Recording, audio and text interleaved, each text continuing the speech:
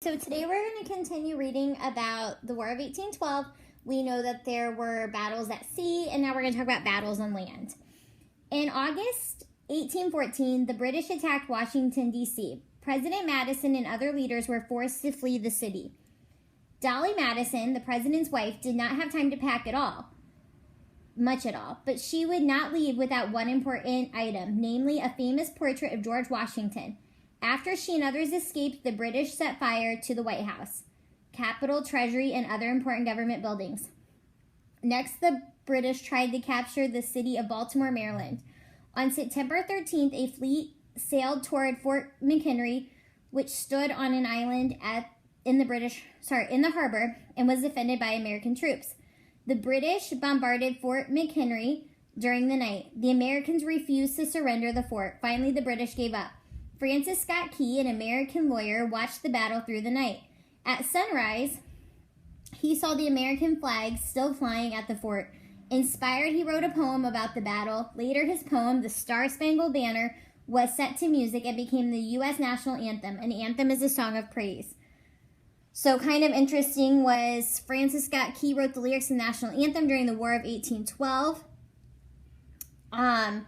And interesting that he was a lawyer, and it's interesting that a lot of people probably assume it was during the Revolution, but remember the Star-Spangled Banner is, "Oh, say can you see by the dawn's early light what so proudly we hailed at the twilight's last gleaming, whose broad stripes and bright stars through the perilous fight, so the fight would be the war, over the ramparts we watched were so gallantly streaming. And the rocket's red glare, the bombs bursting in air, gave proof to the night that our flag was still there. Oh, say does that star-spangled banner yet wave, o'er the land of the free and the home of the brave." So again, he wrote that when he watched the battle at the night, and when he saw the flag still flying, he wrote the song. Well, he wrote a poem that became a song. Fighting for New Orleans. New Orleans. By the end of 1814, the United States and Great Britain had been fighting for more than 2 years. Neither side was winning.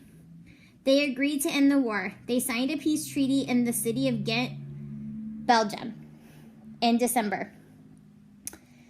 News of the treaty took several weeks to make it across the Atlantic Ocean to the soldiers still fighting in the United States. In January 1815, before news of peace had reached them, the British attacked the port of New Orleans, Louisiana. American General Andrew Jackson defended the city. He led an army of soldiers from the southern states, including pirates and free African Americans. Jackson's troops fought hard and forced the British to surrender. During this battle, the British suffered more than 2,000 casualties, or people who were injured or killed. The Americans had only 71 casualties. Remember, you would think the British would be the stronger army. Though the war was already over, the victory at the Battle of New Orleans made Andrew Jackson a national hero. A lot of people, you're going to find out later, don't like Andrew Jackson, but at this point, he's considered a hero. And you'll find out later why people don't like him. His soldiers gave him the nickname Old Hickory because they thought he was as tough as hickory wood. The return of peace. The Treaty of Ghent, and I'm actually going to take one quick second and make sure that I'm actually saying that correctly, because I would hate to be reading that wrong on YouTube. Ghent. Okay. Ghent. I was going to repeat it again.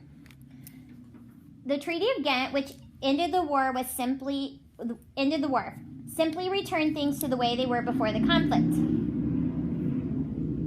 When the war between Britain and France ended in 1815, so interesting, they were also fighting. So Britain's fighting a lot of people. And so did Americans' problems with the British naval policies. One major effect of the War of 1812 was that many Americans felt more confident about their new nation. The Battle of New Orleans had been a victory. The United States had stood up to Great Britain. So even though they kind of stood up to them in the Revolution, just once again proving they're strong. The most powerful nation on earth. Some people have even called the War of 1812 the Second War of Independence. It created strong feelings of patriotism and nationalism, or pride in the nation. It made many Americans feel more united than ever. So interesting, you go through a war and then it can unite people. Kind of like this coronavirus is uniting people. You come out stronger. So we finished the War of 1812. Tomorrow we'll do a little bit more of learning about that, just making sure we totally understand that. There's a lot of pieces, them fighting the French, us getting involved, being in the middle, trying not to be in the middle. So we'll just review that. So thanks for listening. Bye.